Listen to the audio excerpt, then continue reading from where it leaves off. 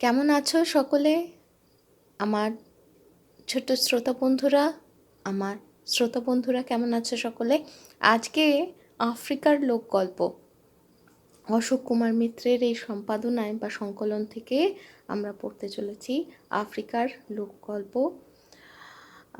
এটা প্রকাশিত হয়েছিল প্রথমে 2014 বইমেলায়। আফ্রিকার লোককথা রাশিয়ান সংস্করণ থেকে ছবিগুলো সংগৃহীত হয়েছে। আচ্ছা, আর এটা এটা পুনশ্চ প্রকাশনী থেকে প্রকাশিত সন্দীপ নায়ক কর্তৃক, পুনশ্চ প্রকাশনী থেকে প্রকাশিত। আর আচ্ছা, এর কোনো সূচিপত্র নেই, কিন্তু এটা খুব সুন্দর মুখবন্ধের মতো রয়েছে যে গল্প কেমন করে গল্প এলো তার উৎস বলছে। তাহলে এসব পড়ে ফেলি, জেনে ফেলি। আফ্রিকার লোকেরা বলে ইঁদুরের তো সর্বত্র আনাগোনা, মস্ত বড় লোকের বাড়িতে সে যেমন যায়, আবার একেবারে হারহাবাতের বাড়িতেও তার পায়ের ছাপ পড়ে। অনেক অনেক অনেক কাল আগে এমনি নানা জায়গায় যেতে যেতে ইঁদুর যা দেখে তা নিয়ে অনেক গল্প তৈরি করে। এই গল্পগুলোই হলো ইঁদুরের ছেলেপুলে। আর প্রতিটি বাচ্চারই হলো এক এক রকম পোশাক, এক এক রকম পোশাক, কারো সাদা, কারো নীল, কারো বা লাল, কারো সবুজ, কারো হলদে, কারো কালো। এমনই কত গল্পরা সব তার কাছে থাকতো। ইঁদুর বাইরে বেরুলে তার সব কাজ তারা সেরে রাখতো। একদিন হলো কি, ইঁদুর বাড়ি নেই। এমন সময় এক ভেড়া এসে তার বাঁকানো শিং দিয়ে ইঁদুরের দরজায় দিয়েছে এক গুঁতো, জোরালো গুঁতো। অনেক দিনের পুরনো দরজা, সে গুঁতোর ধাক্কা সইতে পারেনি, হুড় মুড় করে পড়েছে ভেঙে। আর ভাঙা দরজার ফাঁক গলে গল্পের দলও ছুটে বাইরে বেরিয়ে পড়েছে। ছুটতে ছুটতে তারা এক একজনে এক এক দেশে হাজির হলো, ছড়িয়ে গেল সব দেশে। সেসব গল্পের কিছু বরং বলি তোমাদের, চুপটি করে শোনো। গাধার মা। এক ছিল বুড়ি, তার ছিল দুটো গাধা। রোজ সকালে তাদের নিয়ে বুড়ি গায়ের ধারে এক খেতে চড়াতে যেত। একদিন সকালে বুড়ি রোজকার মতো গাধা নিয়ে খেতে যাচ্ছে, পথে এক ছোকরার সঙ্গে দেখা। বুড়ির সঙ্গে গাধা দুটোকে দেখে এসে মজা করে বলল, সুপ্রভাত গাধার মা, এই সকালে চললে কোথা? বুড়িও কম যায় না, সে মুচকি হেসে জবাব দিল, ছেলে আমার ভালো আছো তো? তোমার ভাইদেরই একটু খাওয়াতে নিয়ে যাচ্ছি। এই হলো গাধার মায়ের গপ্প। আর একটা গপ্প শুনবে? ব্যাঙ দুটো। একদিন হলো কি, দুটো ব্যাঙ এক মাখনের পাত্রের ভেতরে পড়ে গেল। যা, অনেক কষ্টে অনেক চেষ্টা করেও তারা পাত্রটির বাইরে বেরুতে পারল না। পাত্রের চারধারে মাখনের মধ্যে তারা ঘুরতে লাগলো। ঘুরতে ঘুরতে ঘুরতে ঘুরতে ঘুরতে ঘুরতে হতাশ হয়ে একটা ব্যাঙ বলল, ওহ, আর পারি না, এবারে বুঝি মলাম, বলল। আর সে অমনি মরল। আরেক ব্যাঙ কিন্তু ঘোড়া থামালো না, সে ঘুরতেই লাগলো। ক্রমে মাখন জমে একটা শক্ত বলের মতো হলো। ব্যাঙটা অমনি বলের ওপর চড়ে লাফিয়ে মাখনের পাত্রটির বাইরে বেরিয়ে এলো। তো আজ আমরা গল্প কিভাবে এলো জানলাম, গাধার মা কতটা বুদ্ধিমতী তা জানলাম, আর দুটো ব্যাঙের গল্পও জানলাম। আরও অনেক গল্প আছে এরকম, তবে কিছু হয়তো বৈজ্ঞানিক ভিত্তিও আছে। যেমন ধরো, অনেকে বলেন আফ্রিকা মহাদেশ থেকেই আমরা মানুষেরা ছড়িয়ে পড়েছি দূর দূরান্তে। যদিও অনেক বিজ্ঞানী বলেন যে মানুষ হোমোসাপিয়েন্স শুধুমাত্র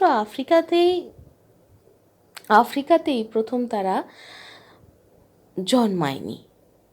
এই যে বিবর্তন সেটা বিভিন্ন জায়গায় সমান্তরাল গতিতে একসাথে হয়েছে। সে যাই হোক, তবুও এক বিশাল জনগোষ্ঠী যে আফ্রিকার বাইরে ছড়িয়ে পড়েছে, তার সাথে কোথায় না কোথায় এই যে ইঁদুরের গল্প, তার যে সন্তান সন্ততি তারা যে ছড়িয়ে পড়েছে, তার সঙ্গে কোথায় একটা যেন মিল আছে। তেমনি দ্বিতীয় গল্পে দেখলাম আমরা কি শিখতে পারি। হ্যাঁ, তোমাকে অনেকে অনেক কিছুই বলবে, বুদ্ধি করে জবাব দিতে হবে। যদি জবাব দিলে কাজ হয়, না হলে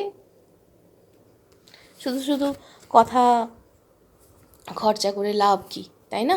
আর ব্যাঙ দুটো, এই গল্প থেকে আমরা কি জানলাম? যে চেষ্টাটা করে যেতে হয়, তাই না? এইটার একটা বৈজ্ঞানিক আমি পরীক্ষার কথা বেশ কিছুদিন আগে শুনেছিলাম, যে আশায় মানুষ কত রকমের, সেই পরীক্ষাটাও কিন্তু ইঁদুরের ওপরেই হয়েছিল। যে দেখা গেছিল যে দুটো ইঁদুর, একটা ইঁদুরকে এমনভাবে ট্রেন করা হয়েছিল, মানে এমনভাবে তাকে রাখা হয়েছিল যে তার কাছে কোনো আশা ছিল না যে সে ওই জায়গাটা থেকে বেরোতে পারবে, একটা বদ্ধ জায়গায়। আর তাকে কোনো খাবার দেওয়া হচ্ছিল না। তো বিনা খাবারে সে থাকতে থাকতে, আমার যদি ঠিক মনে থাকে, বিনা খাবারে সে যখন হতাশ হয়ে পড়লো, সে খুব তাড়াতাড়ি মারা যায়।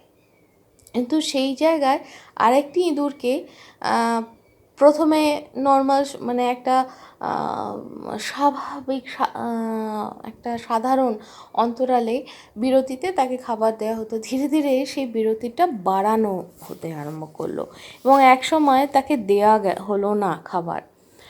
এবং দেখা গেল যে এই প্রথম যে ইঁদুরটি, যাকে ওই একদমই খাবার দেওয়া হয়নি, সে যে সময় অবধি বাঁচলো, যে সময়ের গ্যাপে বিরতিতে, আর দ্বিতীয় যে ইঁদুর, তাকেও খাবার দেওয়া হয়নি, তাই নয়? যে বিন্দু থেকে, যে সময় থেকে তাকে সত্যিকারের খাবার দেওয়া বন্ধ করে দেওয়া হয়েছিল, সে যে তার আগে সে পেয়েছে খাবার, তাই জন্য তার মনে একটা আশা ছিল। দেখা যায় যে অন্তত সে বোধহয় 4 গুণ বেশি সময় বেঁচেছিল বিনা খাবারে। তো আশা অনেক বড় জিনিস। একটা লক্ষ্য থাকতে হয়, লক্ষ্য নিয়ে চললে হয়তো পারা যায়। সব সময় পারবো হয়তো তা নয়, কিন্তু অনেকটা কাজ দেয়। তাহলে আজ এই অবধি থাকবে, না আর একটা গল্প শুনবো? দেখি আর একটা যদি ছোট্ট গল্প পাওয়া যায়। হ্যাঁ, এই একটা গল্প পড়ে আজকের মতো আফ্রিকার লোকগল্প শেষ করব। এক ধূর্ত বেড়াল। যখন বেড়ালটার বয়স কম ছিল, তেজ ছিল বেশি, গায়ে ছিল ঢের জোর, তখন সে অনেক ইঁদুর মেরেছে। ক্রমে তার বয়স বেড়েছে, শেষে বুড়ো হয়েছে, তার তেজ গিয়েছে ঝরে, শক্তি ফুরিয়েছে। এখন আর তেমন ইঁদুর ধরতে পারে না। ইঁদুর ধরতে পারে না, খাওয়াও জোটে না, এভাবে তো চলতে পারে না। তাই এক ফন্দি আঁটলো সে চিত হয়ে মাটিতে শুয়ে পড়লো, নড়াচড়া বন্ধ হলো। চিত হয়ে পড়ে রইল বুড়ো বেড়াল। তার এমন হাল দেখে এক ইঁদুর ভাবলো বেড়ালটা বুঝি মরেছে, মাজা গেছে। এক ছুটে সে বন্ধু ইঁদুরদের কাছে গিয়ে বলেছে, খুব খুশির খবর, সেই শয়তান বেড়ালটা একেবারে মরেছে। আয় নাচ করি, আয় গান ধরি। সে খবর শুনে যত নেংটি আর ধেড়ে ইঁদুরের দল বেড়ালটাকে ঘিরে নাচতে লাগলো, গাইতে লাগলো। বেড়ালটা তবু এতটুকু নড়ল না।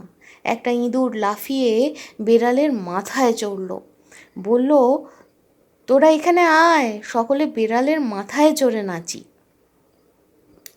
এই যে, আচ্ছা, মাথায় চড়ে নাচি, তারপরে কি হলো? তো বেড়াল তো চুপটি করে শুয়েছিল, তো মুখ বাঁকিয়ে হাঁ করেছে দেখছি।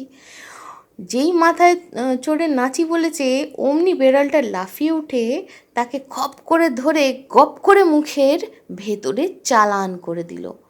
বাকি ইঁদুরের বাকি ইঁদুররা যে যেদিকে পারে ছুটে পালালো। ওই যে দেখো ছুটে পালাচ্ছে দুদ্দা দুদ্দা, আর ওই যে একজন যে বলেছে মাথায় চড়ে নাচবে তার ল্যাজটা ধরে এই বুঝি খাবে, সেই সময়কার ছবি। তাহলে আজ এখানেই তো, তাহলে কি জানলাম? এক, দুর্জনের ছলের অভাব হয় না,